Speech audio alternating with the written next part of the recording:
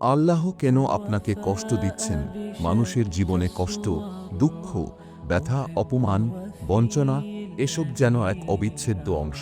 আমরা প্রায়ই যখন জীবনের কঠিন মুহূর্তে থাকি, তখন মনে প্রশ্ন জাগে, আল্লাহ কেন আমাকে এই কষ্টটা দিচ্ছেন? এই প্রশ্ন স্বাভাবিক, কিন্তু এর পেছনে রয়েছে অনেক গভীরতা, রহমত ও হিকমত, জ্ঞানপূর্ণ উদ্দেশ্য, যা আমরা অনেক সময় উপলব্ধি করতে পারি না। এক কষ্ট পরীক্ষা নাকি শাস্তি?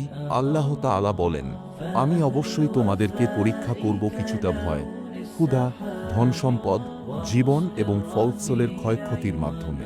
আর তুমি সুসংবাদ দাও ধৈর্যশীলদের। সূরা আল বাকারা ১৫৫। এই আয়াতে পরিষ্কার বলা হয়েছে, কষ্ট আসবে। এটা কোনো বিচিত্র বা অনাকাঙ্ক্ষিত বিষয় নয়, বরং এটি আল্লাহর পক্ষ থেকে একটি পরীক্ষা। অনেক সময় আমরা ভাবি, আমরা নামাজ পড়ছি, কুরআন তিলাওয়াত করছি, গুনাহ থেকে বাঁচছি, তবুও কেন কষ্ট আসছে? কিন্তু প্রশ্নটি হওয়া উচিত ছিল, আল্লাহ কেন আমাকে এত ভালোবাসেন যে তিনি আমাকে পরিশুদ্ধ করার জন্য পরীক্ষা নিচ্ছেন? দুই কষ্ট মানুষের গুনাহ মোচনের মাধ্যম। রাসূল শাহ বলেছেন, যে কোনো মুসলিমের দুঃখ কষ্ট, চিন্তা ভাবনা, দুঃখ বেদনা হয়, এমনকি তার পায়ে কাঁটা ফুটলেও আল্লাহ তাআলা তার গুনাহ ঝরিয়ে দেন। বুখারী ও মুসলিম। মানুষ তো ভুল করে, গুনাহ করে, আর সেই গুনাহ মোচনের এক উপায় হলো কষ্ট। আল্লাহ তাআলা বান্দাকে দুনিয়াতেই শুদ্ধ করে নিতে চান, যেন পরকালে তাকে কঠিন শাস্তির সম্মুখীন হতে না হয়। তিন কষ্ট মানুষকে আল্লাহর দিকে ফিরিয়ে আনে। আমরা অনেক সময় দুনিয়ার মোহে ডুবে যাই, আল্লাহকে ভুলে যাই। কিন্তু যখন কষ্ট আসে, আমরা তার দয়ার দরজায় ফিরে আসি। চোখে পানি আসে, সেজদায় মুখ লুটিয়ে পড়ে। তখন আমরা বলি, হে আল্লাহ, আমি ছাড়া কেউ জানে না আমি কতটা ভেঙে গেছি। এই আত্মসমর্পণ, এই কান্না, এই নির্ভরশীলতাই তো ঈমানের আসল রূপ। কষ্টের মাধ্যমে আল্লাহ আমাদের আত্মাকে নরম করে দেন, যেন আমরা সত্যিকারভাবে তাঁর নিকটবর্তী হতে পারি। চার কষ্ট আসে আত্মা পরিশুদ্ধ করতে।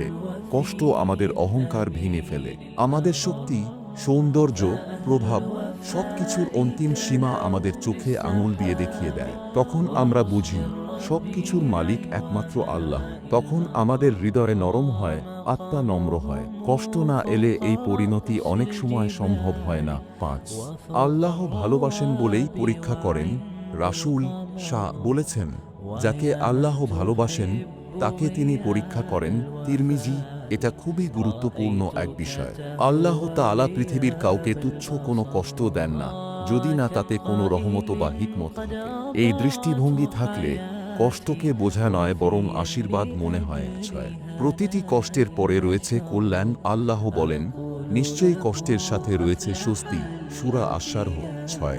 আল্লাহ প্রতিশ্রুতি দিয়েছেন, প্রতিটি কষ্টের পরেই আসে স্বস্তি। অনেক সময় তা দুনিয়াতেই আসে, আবার অনেক সময় তা রাখা হয় আখিরাতের জন্য।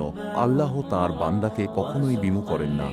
কষ্ট চিরস্থায়ী নয়, এ দুনিয়া চিরস্থায়ী নয়, আর এখানকার কষ্ট নয়।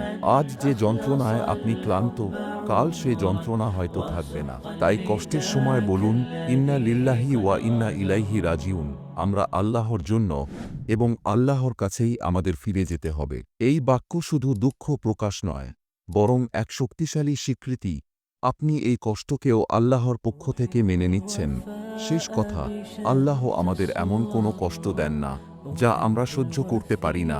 আল্লাহ কারো ওপর তার সাধ্যের বাইরে কোনো বোঝা দেন না। সূরা বাকারা ২৮৬। আপনি যেটুকু কষ্ট পাচ্ছেন, সেটুকুই আপনার সামর্থ্য অনুযায়ী। আল্লাহ আপনাকে জানেন, বোঝেন এবং ভালোবাসেন। কষ্টের মাঝেও আল্লাহর রহমতের ছায়া আছে। ধৈর্য ধরুন, সেজদা করুন, কান্না করুন, আল্লাহ শুনছেন। তিনি চুপ করে আছেন, কারণ তিনি কিছু গড়ে তুলছেন আপনার অন্তরে, আপনার তাকওয়ায় এবং আপনার ভবিষ্যতে।